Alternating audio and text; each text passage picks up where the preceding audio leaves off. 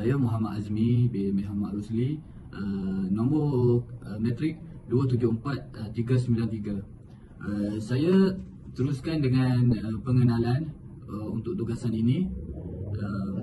Etika profesional dalam komunikasi kepengurusan merujuk kepada prinsip-prinsip moral dan nilai-nilai yang harus diterapkan dalam interaksi komunikasi di dalam konteks pengurusan organisasi. Beberapa aspek kunci termasuk komitmen pengurusan, prinsip-prinsip komunikasi pengurusan dan integriti dalam komunikasi kepengurusan. Komitmen pengurusan sangat penting untuk memperkukuhkan etika dalam komunikasi kepengurusan. Individu yang berkomitmen cenderung menunjukkan perilaku etika dalam setiap aspek komunikasi. Komitmen pengurusan merujuk kepada kesediaan dan keazaman pihak pengurusan dalam melaksanakan tanggungjawab dan matlamat organisasi.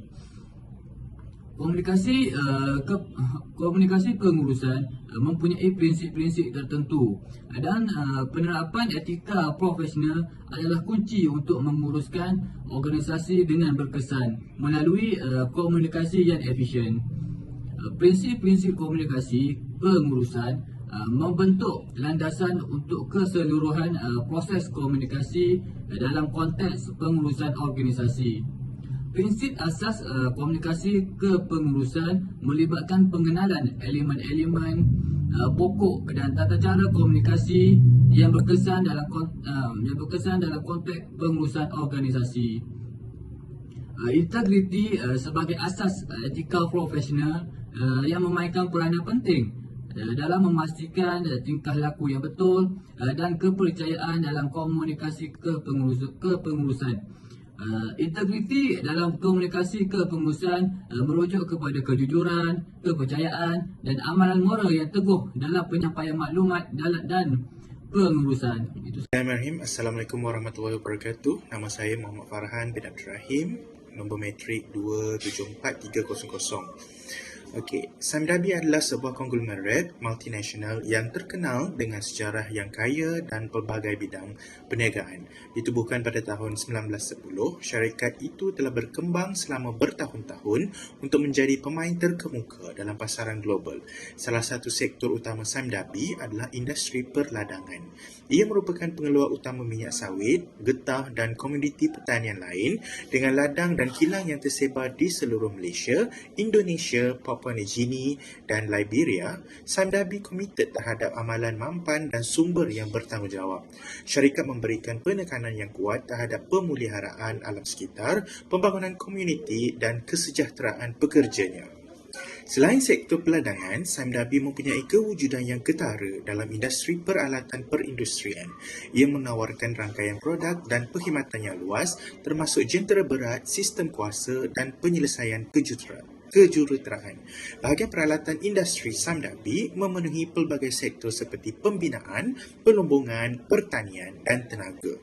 Kepakaran syarikat dalam bidang ini membolehkannya menyediakan penyelesaian dan sokongan yang inovatif kepada pelanggannya. Bahagian motor Samdabi adalah salah satu aspek penting dalam perniagaannya.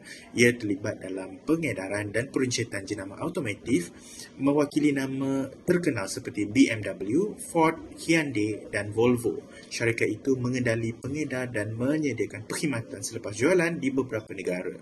Sektor hartanah Samdabi memberi tumpuan kepada pembangunan hartanah dalam kediaman, komersial dan perindustrian. Bahagian hartanah Samdabi komited untuk mewujudkan komuniti yang mampan dan bertenaga, menggabungkan konsep reka bentuk yang inovatif dan amalan mesra alam. Akhir sekali, bahagian logistik Samdabi menawarkan perkhidmatan logistik bersepadu termasuk pergudangan, pengangkutan dan penghantaran barang. Kepakaran logistik syarikat memastikan kelancaran aliran barangan dan bahan, menyumbang kepada kejayaan perniagaan pelanggannya. Secara keseluruhan, Samdabi ialah sebuah syarikat dinamik dan pelbagai yang beroperasi merentasi pelbagai sektor. Ia didorong oleh komitmen terhadap kemampanan, inovasi dan penyampaian nilai kepada pemegang kepentingannya. Dengan kehadiran global dan rekod prestasi yang kukuh, Samdabi terus mengembang keupayaannya dan menyumbang kepada pertumbuhan dan pembangunan industri di mana ia beroperasi. Assalamualaikum warahmatullahi wabarakatuh. Nama saya Iliana binti Malil dan nombor matrik saya 274188. Hampir setiap hari kita lihat terpapar di gadah akhbar dan juga media sosial berkenaan isu penyalahgunaan kuasa, penyelewengan dana, rasuah dan sebagainya di dalam organisasi-organisasi yang besar. Pelakuan ini bukan sahaja memburukkan nama organisasi, malahan menjejaskan kredibiliti dan kepercayaan orang awam dan pelabur-pelabur serta kaki tangan ke atas organisasi tersebut. Malahan menurut satu kajian yang telah dijalankan oleh Orok 2007 di Indianapolis, Amerika Syarikat, mereka mendapati bahawa pekerja-pekerja amat mengambil berat tentang pelakuan ketua mereka. Malahan mereka juga mempersoalkan etika kerja kebanyakan pengurusan atasan mereka. Integriti merupakan satu kepercayaan dan memerlukan peranan utama di antara pihak pengurus dan orang-orang bawahan. Sebarang perbuatan yang tidak bermoral akan memberikan kesan kepada organisasi dan matlamat organisasi tidak mungkin dapat dicapai. Sandabi Engineering Sdn Bhd merupakan sebuah syarikat pelantar minyak yang terkemuka di selatan tanah air dan telah menggemparkan negara kita apabila pengurus besar syarikat tersebut terpalit dengan satu kontroversi tuduhan rasuah pada tahun 2008. Zamri Muhammad Idrus merupakan pengurus besar Sandabi Holdings Sdn Bhd. Beliau yang bekerja sebagai pengurus besar ketika itu memegang jawatan sebagai pembangunan perniagaan dan pelaburan atau projek antarabangsa di Sandabi Engineering Sdn Bhd. Ketika inilah beliau didakwa telah menerima suapan pada November 2008 di Subang Jaya. Pembocoran nilai bidaan telah berlaku tanpa pengetahuan pihak Sandabi Engineering di Kompleks Sandabi Persiaran Kewajipan Subang Jaya. Dia telah dihadapkan ke Mahkamah Seksyen Shah Alam dan atas dua pertuduhan menerima suapan yang berjumlah RM90,000 di mana ianya merupakan suapan yang berasingan bernilai RM50,000 dan RM49,000, iaitu memberi maklumat yang dibocorkan tentang satu kerja subkontrak saluran paip Sandabi Engineering Sdn Bhd yang bernilai pada ketika itu RM14,430,000. Etika diperolehi daripada perkataan Greek atau ethos yang bermaksud sifat atau karakter. Sikap dan adab menentukan tingkah laku seseorang atau sesuatu golongan.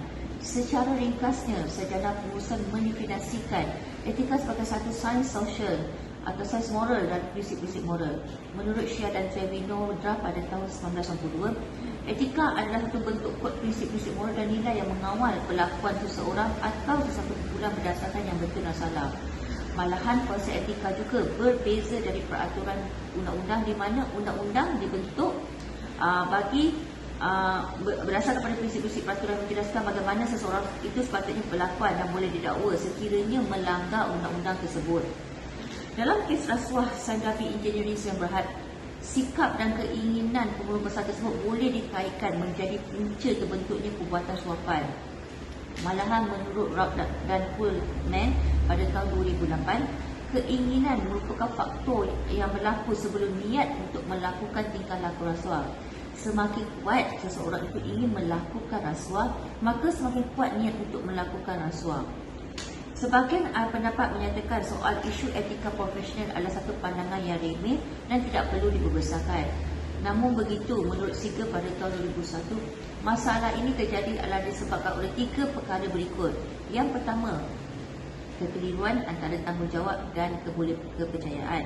Yang kedua, perbincangan yang terhad mengenai etika di dalam organisasi tersebut. Dan perkara ketiga adalah berkaitan etika tidak penting berbanding perkara-perkara lain seperti keuntungan organisasi dan kredibiliti organisasi. Sekian, terima kasih. Assalamualaikum warahmatullahi taala wabarakatuh. Nama saya Muhammad Fahmi bin Hamsan, bernama matrik 274261, akan membentangkan itupat saya berkaitan dengan komunikasi kepengurusan, iaitu ada 3. Yang pertama, sikap mengabaikan nilai dan tuntutan agama. Yang kedua, sikap mementingkan diri. Dan yang ketiga iaitu sikap tamak. Yang pertama, sikap mengabaikan nilai dan tuntutan agama. Situasi ini adalah berhubung kait dengan sikap itu sendiri yang kurang menghayati dan memahami tentang konsep pahala dan dosa serta konsep kerja sebagai satu ibadah. Tanpa penghayatan terhadap konsep ini, seorang akan melakukan sesuatu hanya untuk memenuhi keperluan dan keperluan diri tanpa memikirkan tanggungjawab dan amanah yang sepatutnya dilaksanakan. Yang kedua itu sikap mementingkan diri, iaitu analisa kajian mendapati bahawa seorang yang terlalu mementingkan wang dan imej sanggup melakukan rasuah demi mendapatkan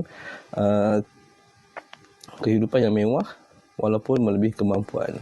Kebanyakan golongan ini sentiasa mahu mengikuti masa yang dikelilingi dengan kejanggahan dan menggunakan barangan yang mahal dan jenama di luar kemampuan mereka. Penemuan ini menyokong pandangan Muhammad Fauzi 2001 dan Kamarudin 2004 bahawa punca berlakunya rasuah di Malaysia adalah keinginan untuk hidup mewah melebihi kemampuan dan keinginan untuk mencapai status dalam masyarakat mendorong kepada berlakunya rasuah. Dan yang ketiga dan terakhir, sikap tamak. Sikap tamak merupakan salah satu faktor yang mempengaruhi nilai seseorang pengurus untuk melakukan rasuah. Sifat tamak ini lahir dari dari hati tidak pernah puas akan harta kekayaan yang diperolehi. Ini adalah seiring dengan pandangan Kamarudin 2004 yang menyatakan bahawa antara punca berlakunya rasuah di Malaysia adalah sikap tamak dan tidak bersyukur dengan apa yang dimiliki. Sekian, terima kasih. Assalamualaikum.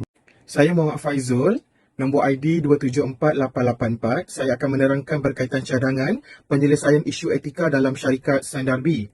Kami berpendapat bahawa penyelesaian isu penyalahgunaan kuasa, penyelewengan dana dan rasuah di peringkat awal adalah penting supaya organisasi dapat pastikan bahawa semua kaki tangan fahami dan patuhi segala prinsip integriti. Dengan itu, mampu memelihara reputasi syarikat yang baik. Kami juga gunakan kerangka pengurusan risiko kesalahan etika profesional berdasarkan kepada sumber yang dipetik daripada ISO 2018. Secara asasnya, piawaian ini meliputi beberapa aspek utama seperti kerangka pengurusan risiko, proses komunikasi dan bagaimana integrasi proses dalam organisasi, di mana kami ketengahkan kepada dua bahagian utama, bahagian pentaksiran risiko dan juga bahagian pelaksanaan mengatasi risiko. Dalam identifikasi risiko, di mana dijalankan pada peringkat awal, utamanya dalam urusan transaksi jual beli, interaksi antara pengurus dengan pegawai kerajaan ataupun pihak lain, di mana terdapat 3 langkah utama, iaitu pengumpulan maklumat berkaitan organisasi, operasi dan pelbagai sumber, meliputi laporan kewangan, laporan audit, laporan insiden kes sebelum ataupun pihak luar.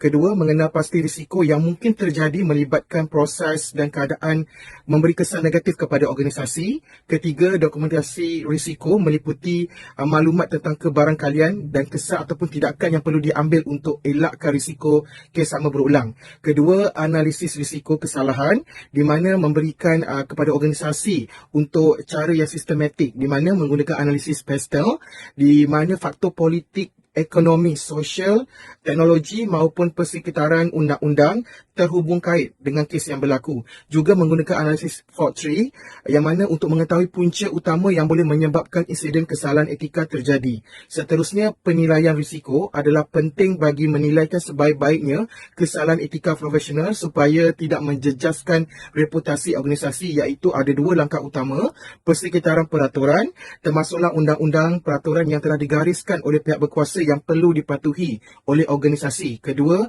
budaya organisasi memainkan peranan penting dalam mempertimbang nilai-nilai norma yang seharusnya diamalkan dalam organisasi. Seterusnya, kita lihat kepada tindakan kawalan penambah baik dalam menangani risiko berkaitan isu kesalahan etika. Terdapat 3 tindakan utama. Yang pertama, normalisasikan ketelusan dalam kesemua aktiviti kepengurusan, termasuklah akses kepada maklumat keuangan untuk dinilai.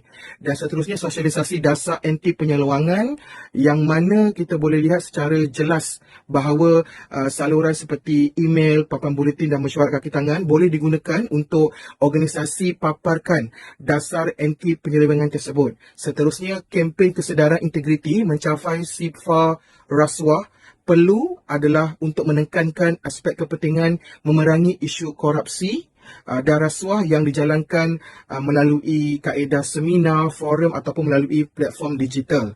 Pemantauan dan penyelarasan secara berkala adalah efektif, di mana organisasi perlu pastikan bahawa langkah pengurusan risiko tersebut sentiasa relevan dengan keadaan semasa dan mengikut perubahan dalam persekitaran organisasi. Terdapat 3 tindakan dalam aspek pemantauan dan penyelarasan ini. Yang pertama, polisi whistleblowing, mewujudkan sistem pelaporan whistleblower yang mudah dan selamat untuk melaporkan sebarang kegiatan tidak beretika dalam organisasi. Kedua, peranan juru audit bebas untuk memainkan peranan sebagai penilai keseluruhan sistem kawalan dalaman, proses perakaunan, amalan operasi untuk menilai risiko penyelewengan. Dan yang terakhir, kerjasama dengan pihak luar secara proaktif seperti agensi pencegahan rasuah dan agensi penguatkuasaan undang-undang untuk pastikan pengurusan insiden kesalahan etika yang berlaku tu dapat dijalankan secara adil dan juga telus. Terima kasih.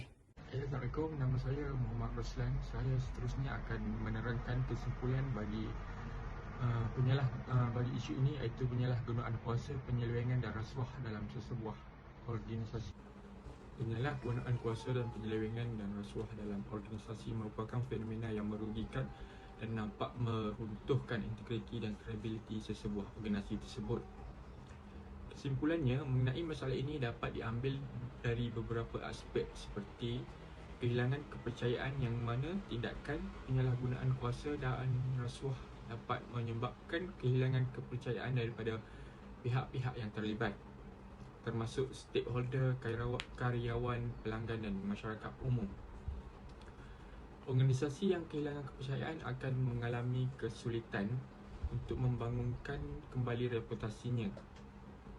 Penyalahgunaan kuasa dapat memberi kesan yang negatif kepada masyarakat, termasuk hilangnya kepercayaan, penurunan kesejahteraan dan peningkatan masalah sosial.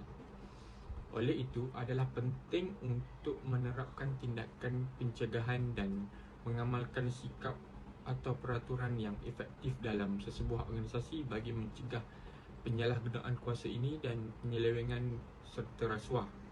Hal ini melibatkan penerapan pelaksanaan etika yang ketat, pengolahan keuangan yang telus dan amanah, seterusnya pembentukan budaya organisasi yang menjunjung tinggi dan tanggungjawab sosial. Okey, itu saja untuk kesimpulan daripada saya.